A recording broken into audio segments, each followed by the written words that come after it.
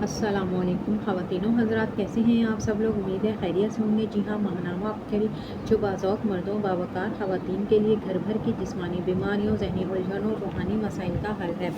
आज इसमें टॉपिक है 2 मिनट का अमल और रब की मदद फ़ौरन हाज़िर। मोहतरम हज़रत हकीम साहब, अस्सलाम वालेकुम। आपने एक रूहानी महफ़िल में फ़रमाया था कि 2 रकात नफिल हाजात का अमल बताया था कि अगर घर में कोई चीज़ ख़राब हो जाए तो सलातुल हाजात के 2 नवाफिल पढ़कर दुआ करे तो इन नवाफिल की बरकत से मसाइल हल हो जाते हैं। चंद साल पहले की बात है, मेरे शौहर ने तस्बीह खाने में रमज़ान गुजारने के लिए आना था। घर में एक सिलाई मशीन थी जो ख़राब हो चुकी थी। मैंने अपने शौहर से कहा कि इसे ठीक करवा दें। इन्होंने इस शोबे के एक मैकेनिक को घर बुलाकर सिलाई मशीन चेक करवाई। इस मैकेनिक चंद घंटों में वो सिलाई मशीन ठीक कर दी और चला गया। इसके बाद मेरे शौहर भी लाहौर रवाना हो गए। मुझे भी तसल्ली थी कि मशीन अब ठीक हो चुकी है और मैं अपना काम वक्त आने पर आसानी से कर लूँगी।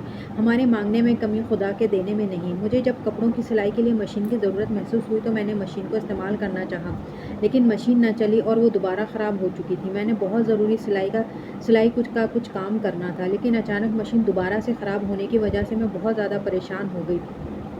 इसी परेशानी के आलम में मुझे आपका बताया हुआ अमल याद आया। मैंने फ़ौरन वज़ू किया और 2 रकात सलातुल हाजात के पढ़े, लेकिन मशीन थी कि ठीक होने का नाम नहीं ले रही थी। मुझे महसूस हुआ मैंने नवाफिल में बेतवज्जही से पढ़े हैं। अमल में कमी नहीं बल्कि मेरे मांगने में कमी है।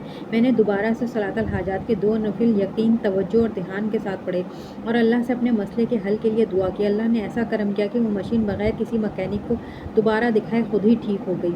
वो दिन और आज का दिन अल्लाह का शुक्र है, दोबारा मेरी सिलाई मशीन ख़राब नहीं हुई।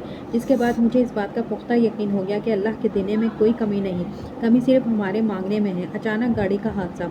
एक मरतबा मेरे शौहर कंपनी की गाड़ी में ड्यूटी से वापस आ रहे थे कि रास्ते में एक बकरी का एक बच्चा सामने आ गया। इसे बचाने की कोशिश भी की मगर बकरी का बच्चा तो बच गया, लेकिन इसकी टांग टूट गई।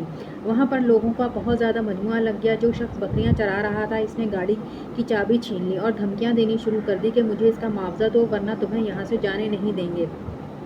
मेरे शौहर ने इनको समझाने की कोशिश की इसमें मेरा कोई कसूर नहीं। बकरी अचानक गाड़ी के सामने आ गई, जिसे मैंने बचाने की पूरी कोशिश की मगर वो शख्स किसी भी तरह मानने को तैयार ना था।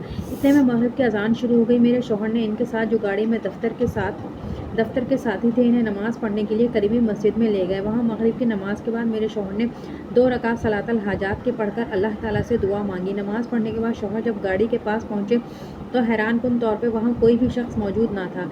एक शख्स मेरे शौहर के पास आया और इनको गाड़ी की चाबी वापस कर दी। मेरे शौहर ने इस शख्स से पूछा कि सब लोग जो जमा थे वो कहाँ गए, वो और जो शख्स पैसों को मुतालबा कर रहा था कि पैसे लिए बगैर गाड़ी की चाबी नहीं दूंगा, वो किधर है।